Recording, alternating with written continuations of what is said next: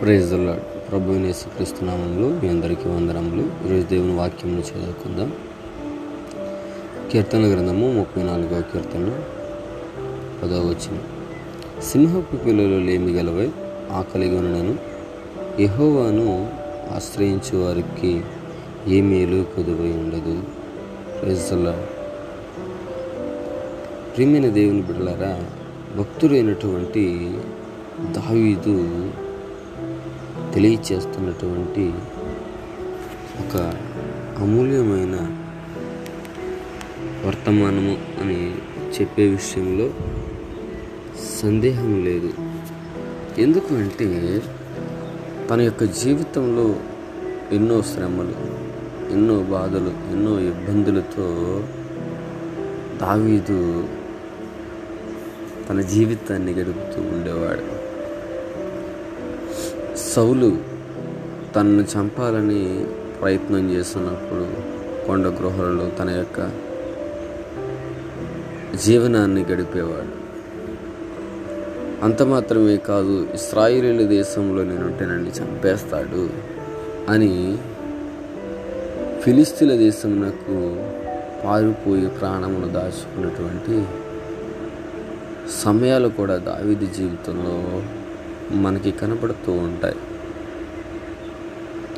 అటువంటి సమయంలో దావీదు ఒక ప్రాముఖ్యమైన విషయాన్ని దేవుడి ద్వారా గ్రహించినట్లుగా మనం చూస్తూ ఉన్నాం. ఏమిటంటే, అడవిలో ఉన్నటువంటి సింహం అనగా అడవికి రాజు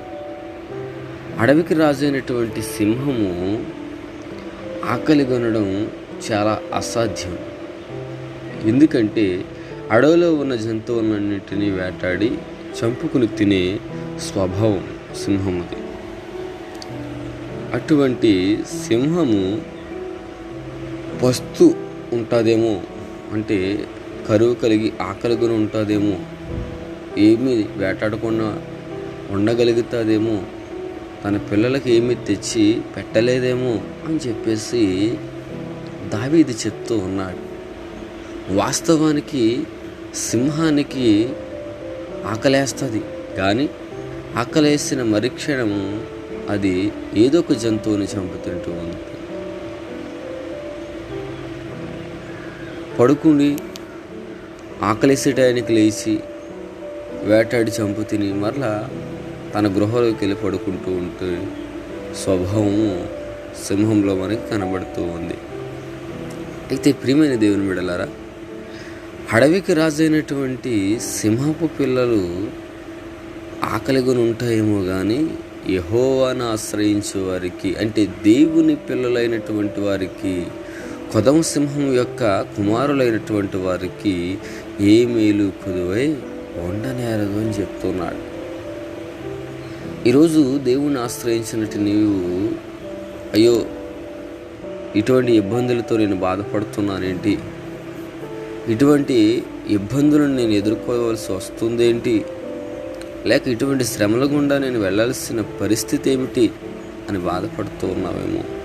దేవుడు అంటూ ఉన్నాడు, అమ్మా నువ్వు ఏ మాత్రము కూడా భయపడవద్దు, నిన్ను తప్పించేవాడిని నేనున్నాను, నిన్ను నడిపించేవాడిని నేనున్నాను, నువ్వు నిన్ను ఆశ్రయించావు గనుక నీ పక్షమున నీకు మేలు దాచిన వాడును నేనున్నాను, భయపడద్దు అని దేవుడు వాగ్దానం చేస్తూ ఉన్నాడు. కనుక ఆయన ఇచ్చినటువంటి మేలు పొందుకునేవారిగా ప్రతి ఒక్క బిడ్డ ఉండాలని, ఎంత మాత్రము నిరుత్సాహము అనేది మనలో లేకుండా దేవుని యందు భయభక్తులు కలిగి విశ్వాసములతో ఆయనతో కలిసి నడవాలని ప్రతి ఒక్కరికి నేను తెలియచేస్తూ నా మాటలు ముగిస్తున్నాను. ప్రార్థన చేసుకుందాం. పరిశుద్ధుడానికి స్తోత్రం నాయనా. నిజమే, నువ్వు ఇచ్చిన వాక్ ఎంత శ్రేష్టమైనదో ప్రభువా. అడవిలో ఉన్నటువంటి సింహపు పిల్లలు ఆకలిగొని ఉంటాయేమో కానీ నిన్ను నమ్మిన వారు ప్రభువా ఆకలిగొని ఉండరు.